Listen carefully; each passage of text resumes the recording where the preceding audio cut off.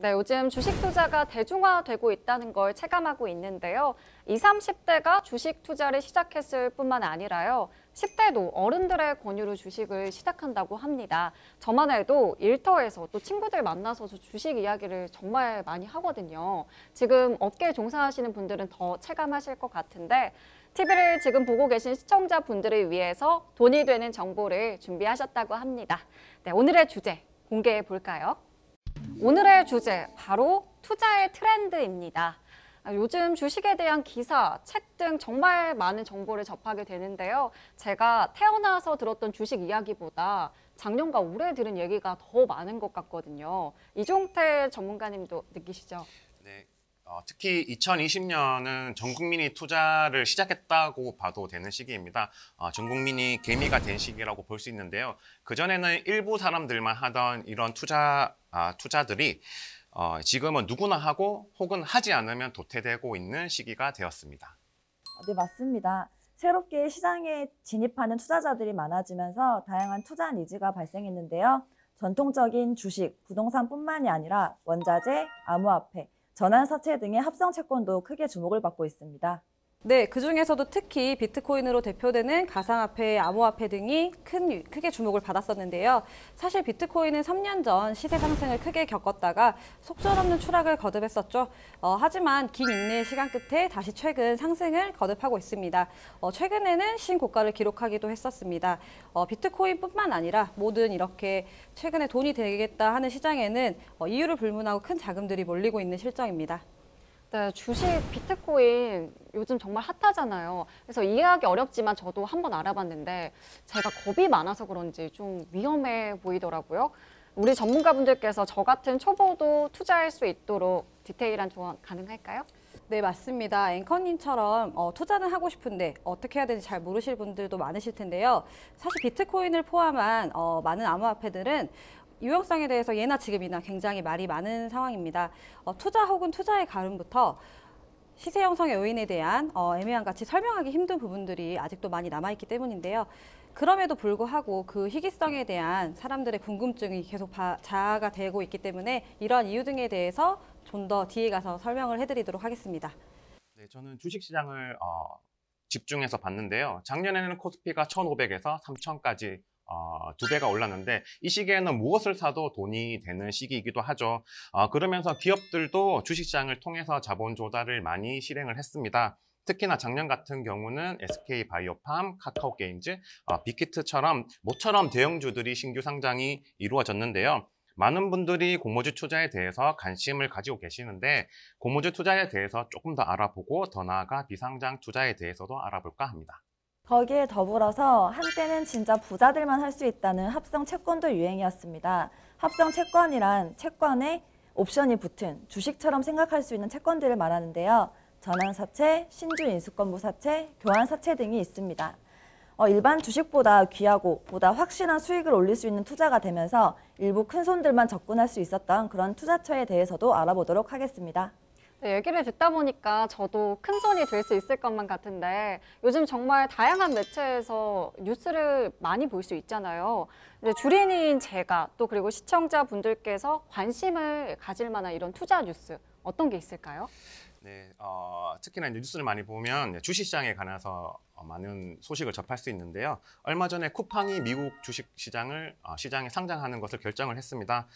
예상 기업 가치는 총 55조. 55조가 어느 정도 규모인지 잘 가름을 못 하실 건데요. 코스피 상장사와 비교했을 때 코스피 시총 6위 현대차보다 오히려 좀 더 높은 기업 규모입니다. 얼마 전까지만 해도 솔직히 기업의 존폐 여부에 대해서 말이 많았던 쿠팡인데요. 이렇던 회사가 격세지감이 들 정도로 큰 성장을 했습니다. 제가 여기에 한몫을 한 것 같은데 제가 쿠팡이츠 로켓 배송 정말 이용을 많이 했거든요. 미국 증시 상장하게 되면 저한테도 좀 한 주 줘야 되는 거 아닐까요? 네, 저도 나름 많이 이용한 이용자로서 네. 무료 창고에 기둥 하나는 제가 세웠지 않을까 싶습니다. 네, 쿠팡이 상장하면서 또 다른 한 인물이 주목을 받았는데요. 바로 소프트뱅크 손정희 회장입니다. 손정희 회장은 예전부터 쿠팡이 엄청난 자본을 투자를 했는데요. 작년 이 시국과 관련해서 소프트뱅크의 투자 부분에 많은 손실이 있기도 했지만 그래서 그러면서 손정의 투자법에 대해서 회의감을 좀 많이 느꼈는데요. 그래도 이번 상장으로 역시로 나타났습니다. 한 뉴스에 따르면 소프트뱅크의 쿠팡 투자로 인한 이번에 시세 차익은 총 한 7배 정도로 나타났습니다. 7배요? 와, 엄청난데요? 네, 그 상장하면서 7배 수익, 누구나 혹할 만한 투자법이라고 생각을 합니다. 물론 상장하기까지 시간이 꽤 흘렀잖아요. 한 10년 혹은 20년 정도를 생각을 했을 때 연한산으로 하면 무조건 다른 수치가 나올 건데요. 하지만 쿠팡처럼 상장하는 순간을 이용하는 것이 바로 공모주 투자 방법입니다. 공모주에 대해서 자세히 설명을 해주신다면요? 네, 공모주 투자는 기업이 IPO 과정을 거치는 상장하는 과정에서 기업 가치가 상승을 하게 되는데요. 이 과정에서 단기간으로 수익을 얻을 수 있는 투자 방법입니다. 상장되면서 기업 가치가 올라가는 이유는 여러 가지가 있는데요. 지배구조 관계, 그리고 거래의 편의성, 그리고 시설 투자, 그리고 매출 증대, 이익 상승의 가능성 등의 이유가 있는데요. 주식시장에서 가치가 상승한다는 것은 꼭 주가의 상승이라고 볼 수 있습니다. 그리고 기업 입장에 봤을 때는 기업 가치를 최대한 높여 잡아야 자본 조달을 최대한 많이 이끌 수 있는데요. 주가가 상승해야 하는 이유가 꼭 있는 것입니다. 이러한 틈을 활용하는 것이 공모주 투자라고 볼 수 있습니다. 네, 전문가가 아닌 제가 보더라도 주식시장에서 상장 이슈가 정말 많았거든요. 네, 맞습니다. 특히 작년에 대형주의 상장이 돋보였습니다. 많은 기대를 안고 상장한 SK바이오팜, 그리고 카카오게임즈, 그리고 빅히트를 대표로 많은 기업들이 강세장 속에서 자본 조달을 했습니다. 덕분에 역대 최고의 청약률을 기록하기도 했고요. 앞서 언급했듯이 신규 상장되는 공모주는 단기간 투자라고 볼 수 있습니다. 왜냐하면 기업은 성장을 하기 위해서 재무제표를 돋보이게 하기 마련인데요. 미래의 이익을 당겨오거나 아니면 예상 이익을 가대하게 잡게 되는데 현실과 이상의 접점을 찾는 시간이 꼭 필요로 합니다. 그래서 신규 상장되는 많은 기업들이 상장 직후에는 일정 기간 오름세를 보이다가 그 뒤 장기간에 걸쳐서 하락 혹은 조정장을 나타냅니다.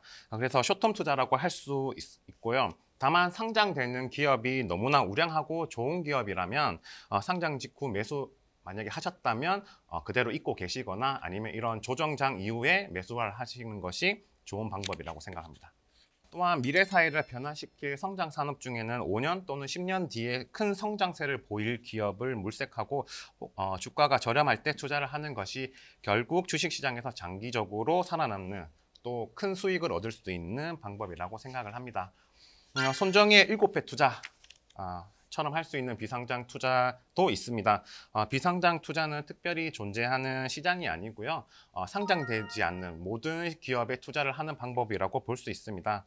기업 규모에 따라서 벤처, 엔젤, 그리고 운용사의 자본이 투하되는 시리즈 A, B, C, 그리고 프리-IPO, IPO 단계가 있습니다. 기업이 성공적으로 운영이 된다면 기록적인 수익률을 거둘 수 있는 좋은 방법이고요. 사실 비상장 투자야말로 주식 투자 이상의 시간을 공들여야 하는 투자 방법입니다. 네, 맞습니다. 모든 투자는 결국 본인의 판단이고 또 책임이 따른다는 점 우리 시청자분들 잊지 마시기 바랍니다. 네, 맞습니다. 앵커님 말씀대로 아무리 조단위 수익을 얻어도 좋은 점만 있는 것은 아닙니다. 비상장의 경우 기업의 운영이라는 것이 많은 변수를 내포하고 있는데요. 더군다나 작은 기업이라면 더더욱 더 위험할 수도 있겠죠. 그래서 벤처나 엔젤 투자는 많은 실패를 동반할 수가 있습니다. 그에 비례해서 많은 수익률을 얻는 것도 마찬가지죠. 그렇기 때문에 한 기업만 고집스럽게 투자를 하신다기보다는 여러 기업에 분산해서 투자를 하셔야 되는 게 맞다고 생각합니다. 그래서 비상장 투자는 조금 베팅이라는 단어와 조금 어울리는데요. 그만큼 리스크 관리는 필수라고 볼 수 있습니다. 확률적으로 10개 중에 한두 개 정도만 상장을 해서 수익률을 얻는다고 한다면 나머지 8개의 실패는 아무런 실패도 아니게 되는 것이죠. 네, 점점 더 어려워지는 것 같은데 혹시 기업이 상장하면서 할 수 있는 투자는 뭐가 있을까요? 기업이 상장하면서 할 수 있는 투자에는 합성 채권이 있습니다. 합성 채권이라고 하면은 일반 회사채를 기본 성격으로 하되 별도의 기능을 부과해서 자금의 수요자와 투자자, 그러니까 기업과 투자자 간의 자금 조달이 원활할 수 있도록 하는 채권입니다. 일반적으로는 경쟁 상품인 주식의 성격이 많이 가미된 상품이 있는데요. 만기 같은 채권의 기본 조건을 변경할 수 있는 특약을 부과하기도 합니다. 이러한 특약이 부과될 경우에는 발행자는, 기업은 금리의 부담을 덜 수 있고 투자자는 다양한 투자 욕구를 만족시킬 수 있다는 장점이 있습니다. 그렇군요. 그러면 이 합성 채권의 종류에는 어떤 것들이 있나요? 네, 합성 채권의 종류에는 전환사채, 신주 인수권부 사채, 교환사채 등이 있습니다. 먼저 전환사채에 대해서 말씀드리려고 합니다. 전환사채란 처음에는 발행될 시에는 회사채로 발행이 되지만 추후에 발행 기업의 주식으로 전환을 할 수 있는 권리가 부여된 사채를 말합니다. 전환사채 투자의 장점, 이 특징으로는 투자자는 주가가 상승한다면 주식으로 전환을 해서 주가 상승으로 인한 이윤을 추구할 수가 있고요. 주가가 하락 시에는 고정금리인 채권을 그냥 가지고 있으면서 안정성을 추구할 수 있다는 장점이 있습니다. 네, 전환사채는 말 그대로 채권을 주식으로 전환한다고 이해를 하면 쉽겠네요. 그렇다면 이 신주 인수권부 사채는 단어가 좀 생소한데 어떤 건가요? 네, 신수 인수권부 사채도 마찬가지로 단어 그대로 해석을 하시면 좋은데요. 신주, 새로운 주식을 인수할 수 있는 권리가 붙은 채권을 말합니다. 기업의 관점에서는 낮은 이자율로 발행이 가능해서 자금 조달이 용이하고 투자자의 관점에서는 전환사채처럼 양방향성의 이득을 취할 수가 있습니다. 이게 무슨 말이냐면 사채 그 자체만으로도 이자 소득을 얻을 수가 있고요. 주식을 새롭게 구매를 했을 때 자본소득과 주식이 올랐을 때 시세 차익을 함께 얻을 수가 있다는 장점이 있습니다. 그렇군요. 그럼 전환사채와 신주 인수권부 사채에 대해서 알아봤는데요. 교환사채는 말 그대로 채권과 주식을 교환한다는 건가요? 네, 맞습니다. 채권을 주식으로 교환할 수 있는 권리가 붙은 채권을 교환사채라고 합니다. 신주 인수권부 사채, 전환사채와는 다르게 기존에 발행된 주식으로 교환이 되기 때문에 권리 행사에 시간이 오래 걸리지 않는다는 장점이 있습니다.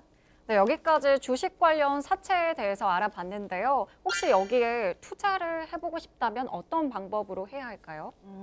주식 관련 사채는 발행 시장에서 매입하는 방법과 유통 시장에서 매입하는 방법이 있습니다. 여기서 발행 시장에서 매입하는 방법에는 공모시장과 사모시장이 있는데요. 공모시장은 누구나 참여할 수 있는 시장이지만 사모시장은 특정 투자자만 참여가 가능합니다. 공모에 참여를 원하는 투자자들은 주관 회사에 증거금을 납부하고 청약 신청을 하면 되는데요. 공모로 주식 관련 사채를 발행할 경우에는 한국거래소에 상장을 하기 때문에 MTS나 HTS를 통해서 매입을 할 수가 있습니다. 그렇다면 마지막으로 투자를 시작할 때 주의해야 할 점이 있나요? 일단 주식 관련 사채를 채권 관점에서 접근을 해야 됩니다. 채권의 부도 위험을 먼저 분석을 한 후에 부도 위험이 높은 종목은 피해야 하는데요. 주식 관련 사채에 투자해서 많이 실패하는 경우가 이 주가 상승 가능성만 보고 투자를 하는데 그런 위험을 고려하지 않은 투자는 좀 위험할 수가 있습니다. 또 하나는 주식 관련 사채의 권리 행사 기간을 확인해야 되는데요. 발행된 주식 관련 사채는 발행일 1개월 후부터 만기 1개월 전까지 권리 행사가 가능합니다. 이 기간이 지나면 회사채가 되어버리기 때문에 주가 상승에 따른 이유는 추가할 수가 없습니다. 네, 이어서 요즘 가장 핫한 비트코인에 대해서 살펴보려고 하는데요. 비트코인, 많이 들어봤지만 정확히 아시는 분들이 많지 않은 것 같아요. 네, 맞습니다. 최근 4차 산업혁명의 화두라고 불리면서 가장 주목을 받고 있는 새로운 데이터 보안 기술이 있습니다. 바로 블록체인인데요. 이 비트코인을 이해하기 위해서는 블록체인에 대한 이해가 필요합니다. 그래서 블록체인에 대해서 먼저 설명을 좀 드릴 텐데 블록체인이란 데이터를 담은 블록을 체인의 형태로 연결해서 수많은 컴퓨터에 정보랑 복제를 저장을 하는 시스템을 말하는데요. 분산형 데이터 저장 기술이라고도 불립니다. 중앙 서버에 거래 기록을 따로 보관하지 않고 거래를 할 때마다 거래 참여자들에게 정보를 공유하고 있기 때문에 하나의 블록이 수백 명에서 수만 명에게 공유가 되고 있습니다. 이러한 시스템 때문에 위조나 변조에 있어서 웬만해서는 불가능하다는 장점이 있습니다.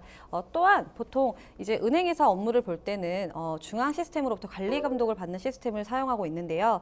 은행은 개인의 신용정보 등을 이용해서 모든 거래에 대한 정보를 독점하고 있기 때문에 개인도 모르는 신용정보를 은행에서 이제 사용을 한다든지 해킹을 당해서 개인 정보들이 대량 유출된다는 사고 등이 발생을 하기도 합니다. 하지만 블록체인은 은행이나 다른 기관과는 다른 제3자의 보증 없이 당사자들 간의 거래가 안전하게 이루어질 수 있도록 만든 기술이라고 보시면 되겠습니다.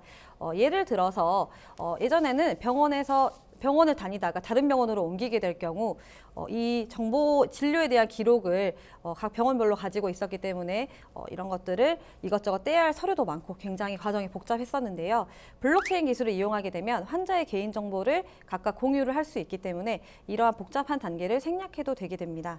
때문에 블록체인 기술은 금융뿐만 아니라 정치, 경제, 교육, 과학, 의료 등에서도 사용이 되고 있는데요. 그 쓰임새 활용도가 다양해서 제2의 산업혁명이라고도 불리고 있습니다. 이러한 기술을 이용해서 2009년 처음으로 디지털 가상화폐를 만든 것이 바로 비트코인인데요. 디지털 화폐의 한 종류로서 디지털 암호를 이용해서 새로운 돈을 생성하고 거래를 진행하는 최초의 암호화폐를 말합니다. 이후 리플, 이더리움 같은 다양한 암호화폐들이 등장을 하게 되었는데 비트코인을 최초로 만든 사람은 나카모토 사토시라는 익명을 사용하고 있는데 이 만든 사람이 누구인지 어느 나라 사람인지는 아직 아무도 모르고 있다고 합니다. 네, 이게 한 개에 2,500만 원대인데 어떻게 구매를 할 수가 있나요? 네, 분할해서 매수를 하기 때문에 10,000원에서 20,000원 정도 이렇게 소액으로도 투자가 가능한 부분입니다. 그렇다면 이 비트코인이 상용화되기까지는 얼마나 걸릴까요? 네, 이러한 블록체인이 사실 상용화되기까지는 굉장히 오랜 시간이 걸릴 것으로 예상을 하고 있습니다. 달러와 같이 나라가 보증을 해주는데도 불구하고 보증이 되는 기간이 굉장히 많은 시간이 걸렸기 때문에 비트코인이 상용화되는 데까지는 1년이 걸릴지 10년이 걸릴지 아무도 모르는 상황이라고 볼 수 있습니다. 또한 비트코인이 화폐로 인정이 되기까지 앞으로의 수많은 검증과 절차 이런 시련을 견뎌낼 수 있는지에 대해서도 한번 생각을 해보셔야 될 것 같고요.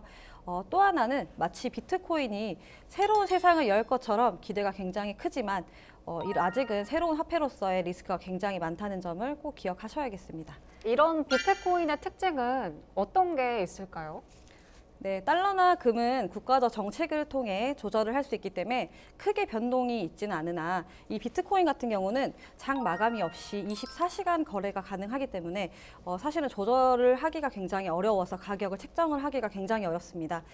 때문에 하루에도 1,000만 원씩 급락을 하거나 급등을 하기도 하는데 이런 모습들 때문에 주식을 오래 해오신 분들도 사실상 비트코인 시장에서는 힘을 못 쓰기도 합니다. 장마감이 있는 주식에 비해 훨씬 리스크가 크다고 볼 수 있죠. 또한 상승 하락에 대한 기준이 약간 애매모호하다라는 것 때문에 차트를 읽기도 쉽지가 않은데요. 지난 19일 테슬라의 CEO, 앞서 우리 앵커님이 말씀해 주셨던 것처럼 테슬라 CEO인 일론 머스크가 트위터에 비트코인을 안 사면 바보다라는 뜻의 이제 그런 게시글을 올렸었는데 이런 글을 올리자마자 굉장히 비트코인 가격이 급등하는 등 테슬라에서 또 1.7조 원의 비트코인을 매수한다든지 이런 이슈 등에 대해서 갑자기 가격이 급등하는 반응을 보였고요. 다음 날인 20일 일론 머스크가 다시 익셉션이라는 초과라는 뜻을 가진 단어를 올리자 다시 급락을 하는 모습을 보였습니다. 이렇듯 하루 만에도 비트코인의 가격이 급락하는 모습들을 보여주면서 이런 모습이 계속 반복되는 점에서 리스크가 굉장히 크다라고 볼 수 있고요. 또한 블록체인의 특성을 이용해서 돈 세탁이라고 하죠. 이런 것들이나 이제 그 불법적인 일들, 해킹 이런 것들의 위험에 노출이 되어 있기 때문에 정치적인 규제가 많이 따르기도 합니다. 네, 이렇게 리스크가 큰데도 불구하고 비트코인이 계속해서 떠오르는 이유가 있을 것 같은데요. 네, 테슬라 등 기관에서 일단 비트코인을 자산으로 인정하는 분위기와 코로나19로 인한 비대면 사회가 익숙해지다 보니 가상화폐에 대한 관심도가 상승되어서가 아닐까 싶습니다. 그렇다면 이 비트코인을 투자할 때 주의해야 할 점 있나요? 네, 아무래도 비트코인이 최근 핫해지다 보니 너튜브에도 비트코인 관련해서 영상이 많이 올라오고 있는데요. 문제는 이런 이제 그 조회수를 올리기 위해서 자극적인 주제를 다룬 영상들이 굉장히 많이 올라오고 있습니다. 근데 무턱대고 이러한 정보에 현혹되어서 투자에 뛰어드는 분들이 굉장히 많이 나타나면서 피해를 입기도 하는데요. 이런 부분에 있어서 굉장히 주의를 요하는 부분입니다. 또한 정부에서 내년부터는 비트코인 수익의 20%를 과세하겠다라고 밝히면서 수익에 대한 이제 세금 징수가 이루어질 것이다라는 것을 보고 있는데요. 이러한 부분도 좀 유의를 하시고 투자를 하시는 것이 좋겠습니다. 그리고 미국과 우리나라의 비트코인 시장 약간 그 접근 방법에는 차이가 좀 있습니다. 달러와 원화에서 오는 차이점인데 이러한 것들 때문에 사실 우리나라에서 거래를 했을 때 다소 미국에서 했을 때 달러로 했을 때보다 불리한 점이라는 것도 약간 유의를 하시면 좋을 것 같습니다. 네, 지금까지 다양한 투자처에 대해서 알아봤습니다. 공모주라고 하죠. 기업이 상장하는 과정에서 기업 가치가 상승할 때 이익을 보는 투자 방법에 대해서 알아봤고요. 또 두 번째로 합성 채권에 대해서 살펴봤습니다. 부도 위험이 높은 종목은 투자를 피해야 하는 점 꼭 기억하시길 바라겠고요. 끝으로 암호화폐의 기본 구조와 또 대표적인 암호화폐인 비트코인에 대해서도 전문가와 함께 다뤄봤습니다. 굿플래너는 방송에 출연하는 전문가와 시청자 여러분을 직접 연결해 드리고 있습니다. 참여 방법 알려드릴게요. 방송을 시청하시다가 궁금한 점 있으시거나 전문가와의 상담 원하신다면 022128-8505, 022128-8505번으로 전화나 문자 남겨주시면 친절하게 상담 도와드리겠습니다.